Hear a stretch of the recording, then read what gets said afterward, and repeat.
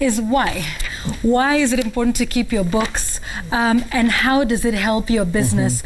There was something you said to me during the break that in the work that you've seen with banks, that there's some of them that say that loan applications are dead on arrival. Yes, they are dead on arrival because, what does that mean? Yes, you see this business deserves the money as a credit officer. And you see that truly their businesses can even pay it back, but their books are terrible. You wouldn't even know where to upload in the softwares that now banks use, in the Credit Quest and all those kinds of softwares that banks use. So many applications, sometimes over half of the applications of credit are dead on arrival. We don't even consider them as loan applications in banking. Wow. In the banking. So they never get past your papers arriving at the bank? Yes. Your teller or the person who you're dealing with, your credit officer, will look for a nice word to tell you, enda ufanye hivi. But the truth is they haven't even uploaded it. Because the books are just too bad. That's the first thing why you need to have your books. So that you can be able to package and source for credit, number one. Number two is because of tax. Yeah. KRA is not your cousin.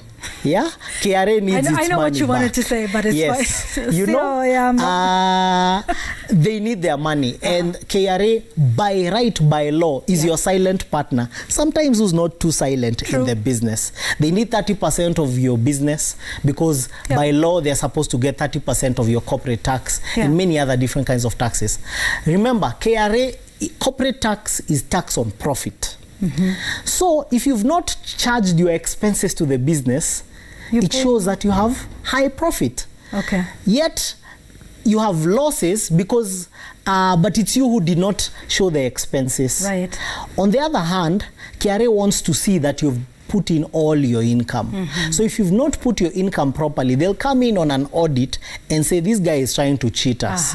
And that's the worst place you want to be with KRA. So for tax purposes. Number three is for growth. You yourself, you've set up the business, you've invested, you've put in money.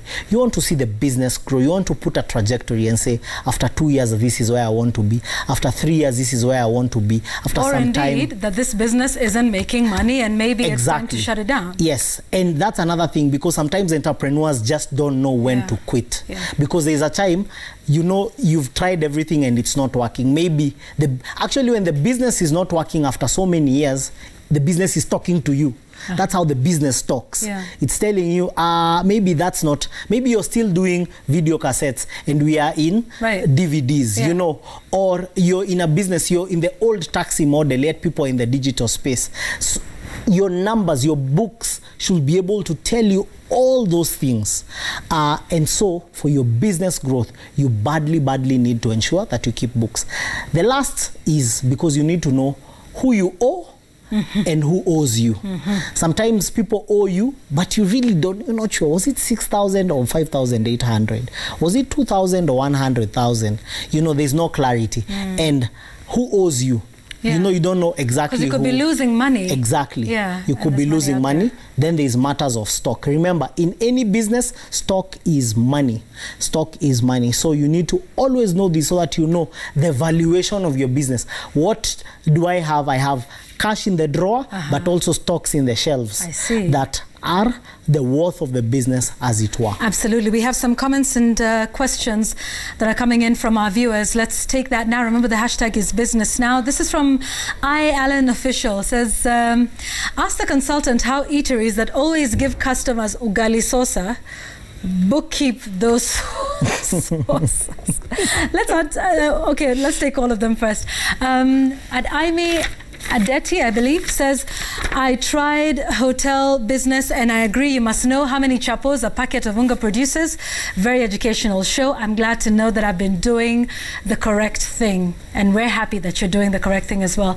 Jacob Abere says, bookkeeping is the heart of any business, either SMEs or bigger enterprises. It gives a record tracking on payments, losses, expenses, and then after the end year period, it gives one room to expand, or I think that's close. Yes.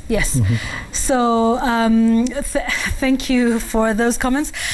So I mean, there's things, surely. Are we supposed to account for everything, even the ugali sosa? Yes, you have to account for it. Even that piece of nyama, by the way, for tasting. Yes. I mean, It's stock, isn't it? And you said stock is money. It's stock is money. You see, by the time you're going to that ugali, they've reduced your portion to give room for the saucer. So you've paid for it. Oh, I see. It's yours in the first place. That nyama that your colleague has just been given, she'll pay for it. Okay. Yes. So it was part of. It was just. It's yeah. So it's actually part of the stocking. Right. Okay. That's a good way to put it. Your final thoughts. I know you talked about training and how important that is. Yeah. And who is supposed to do this training and why? What's the benefit of that to have everybody knowledgeable on matters of bookkeeping? My take has been people who benefit in the growth of businesses and people who support businesses and whose business is business people's growth. SACCOs, financial services institution, banks, it is their responsibility to capacitate business people. Why? Because if all loan applications are dead on arrival, what will be their sales? What will be their income? So they have a private reason to ensure business people can be able to grow. So there are banks that have been able to make advancements. There are programs that are out there that have done a bit of that. I want to challenge all financial services institutions. If you bank anyone, if you run a SACCO, take part of your profits. And it will not just be corporate social responsibility, to be shared value investment, whereby you are investing for your own long-term profitability. Absolutely. You have to do that so that you capacitate that business person who is in Kikopay to be able to open 6 more. Right. If they open 6 more, they'll bank with you. And if you don't do it, the person who does it is the one who will take their business. Absolutely. Yeah. And for government? Government has also a major role. One, conducive environment to be able to ensure that there is business growth, but also the investment in this. There are all these many funds that are talked about in the political spaces, but let there be a connection to the big fund that has been announced, but also the capacitation of normal people like our business people in Kikopay and the rest who've come in the show to be able to access those funds. The fund can be there, but it's not accessible because people don't have books. Problems that are simple that young people can be able, and that way you are able to even create employment in consulting. There are many people graduating from business school who understand this, but who have not been given that opportunity to be able to go to support other entrepreneurs out there who badly need those resources. So government is also responsible and should step up. And the better businesses do, the more taxes. So KRA is a happy man, government is happy. KRA should also invest a lot in supporting. And when they come there, they're not just coming in. You need to tell them to, you know, sometimes they come in for those trainings and all they're doing is taking the list and your PIN numbers.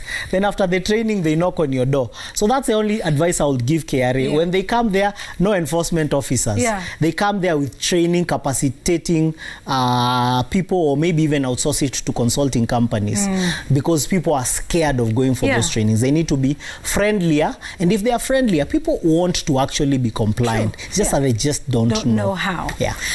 Wow. Okay, thanks. That's our show this afternoon where we were over here. I have one last tweet and it's from Alan Official. Says, record keeping is everything in a business, small or large. He says this of you: I like this accounting consultant on the show. He's very precise and so simple in explaining the complex nuts and bolts of bookkeeping 101.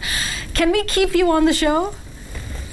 Like, can you just be here with me every day, every Monday? I'd love to have you. It's been brilliant having you. Thank you. So great for breaking it down. Many of these things just seem so complex and, you know, there's big jargon, and you were just, you know, what we need here on the show, you know, to just keep it simple. And that's what we're about. Thank you. And Billy Brock agrees. It says, Jeff, thank you. Very educative. Every penny counts. We promise to have him as many times as he is available here for us on the show. He's said it. Namdomo wake hapa in front of everybody. Thank you, Jeff, for having me. And we thank you as well for your feedback. Please keep it coming. Remember, this is the show for you. We break it down. We keep it simple. We're speaking to you in your small businesses, and our aim here is for you to thrive and for you to succeed. I hope at least with today's show that you've gotten something that'll help you grow your business. Thank you for watching. I'm Yvonne Akwara Matole. We will see you again next week on Monday. Have a profitable week. Bye-bye.